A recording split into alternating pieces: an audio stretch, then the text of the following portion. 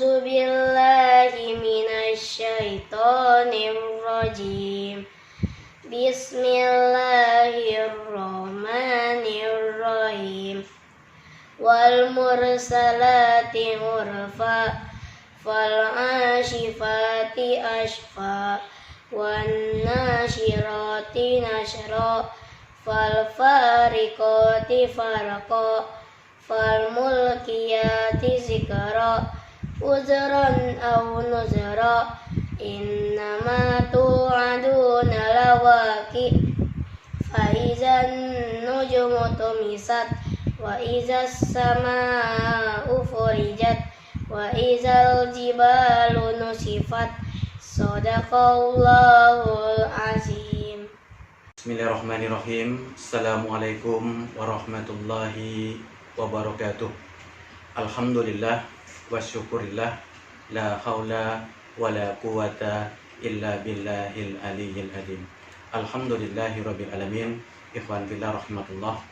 Kita bersyukur atas Allah Subhanahu wa taala yang sampai dengan hari ini senantiasa melimpahkan nikmat dan karunia kepada kita semua, sehingga kita masih diberikan kesempatan oleh Allah untuk senantiasa beraktivitas, bekerja, beramal, beribadah di buminya Allah. Dan insya Allah dengan kerja, amal, dan ibadah itu menjadi bekal kita menghadap Allah Subhanahu wa taala. Salawat serta salam kita aturkan kepada baginda besar Muhammad sallallahu alaihi wasallam, uswah dan teladan buat kita semua yang insya Allah telah membimbing kita semua kepada siratal mustaqim. Dan insya Allah kita semua senantiasa diberikan kekuatan oleh Allah untuk menapaki jalan siratal mustaqim ini sampai akhir hayat hidup kita. Amin, amin ya rabbal alamin. Ikhwan fillah rahmatullah. Sejatinya Allah menghadirkan kita semua sebagai manusia di muka bumi ini tidak ada tujuan lain kecuali kita semua senantiasa menghambakan diri, mengibadahi, taat, tunduk, patuh hanya semata-mata kepada Allah Subhanahu wa taala. Namun berapa banyak dengan berjalannya waktu, dengan berjalannya usia, berjalannya masa, manusia kadang-kadang terlupakan terhadap tujuan paling mulia penciptaan dirinya, kecuali untuk menghambakan diri kepada Allah. Tapi tidak sedikit di antara manusia akhirnya dia menghambakan diri kepada dunia.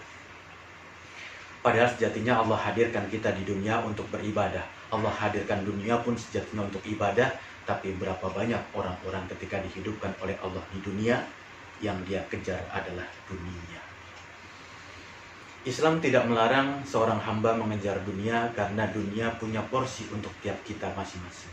Tiap kita punya jatah, punya hak atas dunia, bahkan dunia itu sebagai sarana untuk kita menggapai ridho Allah. Jadi Islam berikan ruang untuk orang-orang menjadi orang-orang yang kaya, tapi tidak menjadikan kekayaan dunia menjadi segala-galanya. Karena tujuan akhirnya adalah kita menghambakan diri hanya kepada Allah. Maka kalau kita melihat, ikhwan fillah rahmatullah, berapa banyak orang-orang hari ini menjadikan dunia target akhirnya, menjadikan dunia tujuan hidupnya, menjadikan dunia cita-citanya. Sedangkan tujuan paling mulia dia dihadirkan oleh Allah untuk beribadah, seringkali karena manusia lupa. Oleh sebab itu perlu kita renungkan, sejatinya kecintaan kita kepada dunia yang berlebihan menjadi cikal bakal, menjadi pangkal segala macam keburukan yang terjadi di muka bumi ini. Kecintaan kita kepada dunia yang berlebihan menjadikan sumber petaka buat kita semua. Maka Ibnu Katsir pernah mengatakan kepada kita semua, tahukah kalian siapa sih orang-orang yang merdeka dan siapa sih orang-orang yang terjajah itu? Kata Ibnu Katsir, kalau engkau punya dunia, engkau punya harta, engkau punya materi, engkau simpan materi itu, engkau simpan harta itu, maka engkau telah menjadi budaknya dunia. Tapi kalau Allah berikan harta, berikan dunia, berikan materi kepada kita, lalu kita belanjakan harta materi itu di jalan Allah, maka kita menjadi hamba-hamba yang merdeka terhadap dunia. Maka benar kata Rasulullah SAW, tiap umat itu punya fitnah, dan sesungguhnya fitnah terhadap umatku itu adalah dunia. Setiap umat, setiap generasi, setiap masa punya fitnah masing-masing. Dan fitnah umatku, kata Rasulullah, adalah dunia, adalah materi, adalah harta. Maka seyogianya kita orang-orang beriman ingat betul pesan Rasulullah. Kita ini secara umum terfitnah oleh kehidupan dunia. Kita secara umum terfitnah oleh harta, oleh materi. Maka jaga diri kita terhadap materi. Jangan sampai mereka memfitnah kita. Berapa banyak hari ini ikhwan fillah rahmatullah, orang yang punya banyak harta, punya banyak materi, punya dunia, punya segala macam kecukupan, harta yang mewah, kendaraan yang mewah, rumah yang mewah, dia merasa dirinya raja di atas dunia. Padahal perhatikan, bisa jadi justru karena berlimpahnya harta, berlimpahnya materi dunia dia punya, dia bukan raja dunia, tapi dia hamba dunia. Maka Imam Al-Ghazali berkata, maukah aku tunjukkan perbedaan orang-orang yang dia menjadi budaknya dunia dan dia merdeka terhadap dunia? Apa kata Al-Ghazali? Kalau ada manusia menempatkan harta materi dunia, kecintaan dia kepada dunia, dia letakkan di hatinya, maka dia terjajah oleh dunia. Tapi sebaliknya kalau ada orang diberikan harta materi dunia, dia letakkan harta dalam genggaman tangannya, maka dia menjadi hamba-hamba yang merdeka di dunia ini. Maka ikhwan fillah rahmatullah, perlu terus kita renungkan. Jangan sampai kita dihidupkan di dunia terfitnah oleh dunia. Padahal dunia dihadirkan oleh Allah sebagai sarana untuk kita beribadah kepadanya. Maka ada satu kisah menarik. Kisah Abdurrahman bin Auf. Orang paling kaya, orang paling mulia karena kekayaannya, orang paling tinggi derajatnya karena hartanya. Suatu ketika beliau makan kurma. Dia pegang satu kurma yang besar sekali kurmanya. Lalu ketika dipegang kurmanya itu, sebelum dia sampai ke mulutnya untuk dimakan, untuk dikunyah, dia meneteskan air mata. Dia menangis. Sampai akhirnya dia letakkan kembali kurma yang besar tadi itu. Lalu sahabat-sahabat lainnya menyaksikan peristiwa itu bertanya pada Abdurrahman bin Auf, wahai sahabat kau Abdurrahman bin Auf, kenapa ketika kau akan makan kurma, meneteskan air mata, engkau menangis?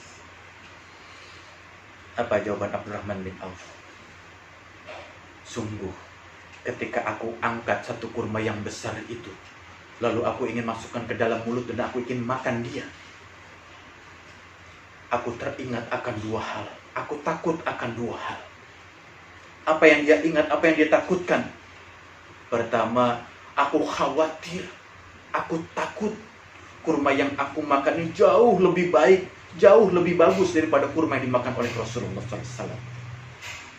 Dan sama-sama kita tahu, ikhwan fillah rahmatullah, Rasulullah sepanjang umurnya, sepanjang hayatnya, tidak pernah makan kurma yang bagus, kurma yang baik. Yang sering dia makan adalah kurma-kurma yang murah, kurma-kurma yang jelek. Baru ketika penaklukan Khaybar, kira-kira 2 tahun sebelum beliau wafat, mulailah beliau makan kurma yang agak baik, yang agak bagus. Karena Khaybar itu setelah ditundukkan oleh kaum muslimin, ini tempat yang bagus untuk pertanian, untuk perkebunan kurma, sehingga dihasilkan kurma-kurma yang baik di situ. Sejak itulah mungkin Rasulullah baru makan kurma dalam kualitas yang lebih baik. Menjelang 2 tahun beliau wafat, baru makan kurma yang bagus. Abdurrahman bin Auf takut, khawatir, tidak enak dengan Rasulullah. Rasul sepanjang hidupnya makan kurma yang jelek, sedangkan dia makan kurma yang baik. Takut Abdurrahman bin Auf. Maka diletakkan lagi kurma ke tempatnya. Yang kedua, kata Abdurrahman bin Auf, aku takut Allah berikan makanan yang baik, kurma yang baik sebagai pemberian Allah di dunia, dan Allah tidak sisakan kebaikan untukku di akhirat nanti. Karena buat orang beriman itu, Bapak Ibu, ikhwan fillah rahmatullah, ketika berbuat baik di dunia, berbuat amal soleh, ketaatan di dunia, Allah akan berikan ganjaran baik dunia maupun akhirat. Tapi ada orang tertentu yang dia berikan buat kebaikan di dunia, dia bayar cash di dunia, tapi Allah tidak sedikit memberikan kebaikan di akhirat. Nah, Abdurrahman bin Auf takut kalau dia diberikan nikmat makanan yang baik, kurma yang baik, itu sebagai pemberian Allah di dunia, dan dia tidak diberikan sedikit pun kebaikan di akhirat. Maka diletakkan kurmanya, kemudian dia menangis. Nah, sudahkah kita ikhwan fillah rahmatullah mensikapi dunia sedemikian rupa agar jangan sampai dunia memfitnah kita? Nah, ikhwan fillah rahimatullah, kalau kita coba melihat diri kita masing-masing, kita sadar dunia sebagai sarana, kita sadar dunia sebagai tempat kita beribadah, kita sadar dunia sebagai sarana untuk kita menghambakan diri kepada Allah. Dan kita berupaya sedemikian rupa agar terhindar, agar dijauhi dari fitnah dunia, dan tidak dijadikan kita menjadi hamba-hamba dan budaknya dunia. Dan tentu kalau kita ditanya oleh orang-orang lain, atau orang lain bertanya kepada kita, atau kita bertanya kepada orang lain, apakah antum, apakah kalian, apakah kamu termasuk orang-orang, termasuk hamba dunia? Maka jawabannya umumnya kita mengatakan, saya bukan hamba dunia. Atau paling sedikit berusaha untuk menjawab, saya bukan hamba dunia. Dalam artian, saya tidak terfitnah dengan kehidupan dunia. Jadi kalau kita bertanya kepada diri kita, orang lain bertanya kepada kita, kita bertanya kepada orang lain, umumnya kita menjawab, kita bukan hamba dunia.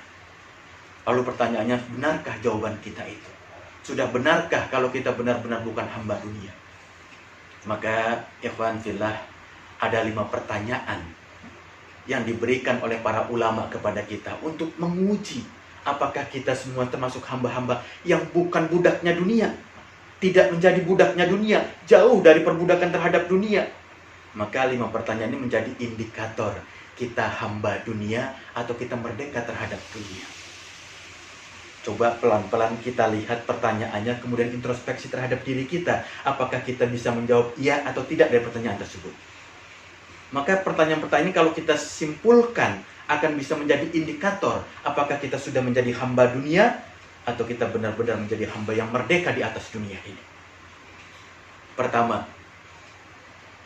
apakah kita termasuk orang-orang, termasuk manusia yang terkait dengan sholat, kita menunggu datang waktunya sholat, atau sholat yang menunggu datangnya kita? Pertanyaan pertama, apakah kita termasuk orang-orang yang menunggu datangnya sholat, atau sholat menunggu datangnya kita? 1 jam, 2 jam sebelum masuk waktu sholat, kita tunggu datangnya sholat. Kita persiapkan diri kita optimalkan kemampuan kita, agar ketika sholat datang, sungguh-sungguh kita bisa kerjakan. Kita termasuk yang seperti itu, atau sholat yang menunggu kita datang? Pertanyaan yang pertama, menunjukkan kita hamba dunia, atau kita merdeka terhadap dunia. Pertanyaan yang kedua, apakah kita termasuk orang-orang yang senang, suka mendengar orang-orang yang sukses dunia, atau kita lebih senang mendengar cerita-cerita orang yang sukses di akhirat?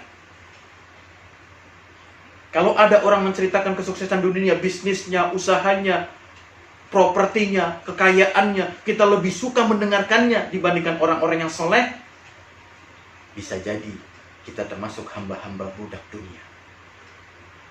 Nah, jadi apakah kita termasuk orang-orang yang kalau diceritakan tentang orang sukses di dunia lebih tertarik kita dibandingkan orang yang sukses di akhirat? Kalau iya, hati-hati, itu pertanda kita masih menjadi budak dunia. Yang ketiga, bicara masalah ilmu, bicara masalah ngaji, bicara masalah taklim. Sudahkah setiap kita hadir dalam majelis-majelis ilmu, pengajian, taklim, sudah kita azamkan, kita targetkan, kita alokasikan waktu khusus untuk kita menimba ilmu, mencari ilmu, untuk ngaji, untuk tarbiyah? Atau datangnya kita ke majelis-majelis ilmu hanya sekedar menghabiskan waktu luang saja, hanya sekedar mengisi waktu luang saja? Ini menjadi indikator kita menjadi budaknya dunia atau kita merdeka hidup di atas dunia. 1, 2, 3 pertanyaan yang sudah dilontarkan. Kira-kira kita ada di posisi mana? Hamba duniakah kita, atau kita menjadi orang-orang merdeka di atas dunia? Tentu antum sekalian yang bisa menjawab pertanyaan-pertanyaan tersebut. Pertanyaan yang keempat, ikhwan fillah rahimatullah, kita termasuk budak dunia atau orang-orang yang merdeka di dunia? Pertama, yang ketiga, apakah kita termasuk orang-orang yang malas memikirkan tentang kematian kita? Bahkan apakah kita termasuk orang-orang yang takut untuk memikirkan kematian kita? Kalau iya, maka itu pertanda kita cinta kepada dunia, itu sebagai pertanda kita hamba dunia. Karena kata Rasulullah, sebaik-baik manusia, secerdas-cerdas manusia, sepandai-pandainya manusia Ada orang senantiasa konsisten, kontinu mengingat kematiannya, kemudian mempersiapkan diri untuk kematiannya. Itulah orang yang cerdas dalam Islam. Itulah orang yang cerdas, kata Rasulullah. Maka orang beriman harus senantiasa setiap waktu, setiap kesempatan mengingat tentang kematiannya. Nah, kalau ada orang ketika bicara masalah kematian malas untuk dia ingat, takut untuk dia ingat, bisa jadi dia termasuk hamba-hamba dunia. Pertanyaan pertama, kedua, ketiga, keempat, sudahkah menjadi indikator kita menjadi hamba-hamba yang merdeka di atas dunia? Atau sebaliknya kita menjadi hamba-hamba yang benar-benar menjadi budaknya dunia? Yang kelima, apakah kita termasuk orang-orang manusia yang punya anggapan, punya pikiran hari kiamat itu masih jauh, masih lama, masih nanti datangnya?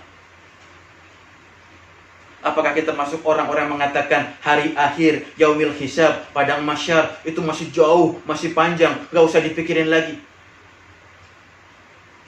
Kalau kita masih punya anggapan hari kiamat masih jauh, masih panjang buat kita, itu pertanda kita cinta kepada dunia. Itu pertanda kita menjadi hamba dunia. Karena sejak 1400 tahun yang lalu Rasulullah SAW mengabarkan kepada kita, sesungguhnya hari kiamat itu dekat. Sudah dekat masanya. Maka apa? Persiapkan diri kita untuk sungguh-sungguh menghampirinya, menjemputnya, sehingga kita menjadi orang-orang beruntung baik dunia maupun akhirat. Alhamdulillah, 5 pertanyaan tadi itu menjadi barometer, menjadi ukuran apakah kita termasuk hamba-hamba Allah atau kita termasuk hamba-hamba dunia. Mudah-mudahan dengan ilmu yang singkat ini, ilmu yang sederhana ini menjadi pengingat buat kita semua. Sejatinya kita dihidupkan oleh Allah untuk menjadi hamba Allah, bukan menjadi hamba dunia. Assalamualaikum warahmatullahi wabarakatuh.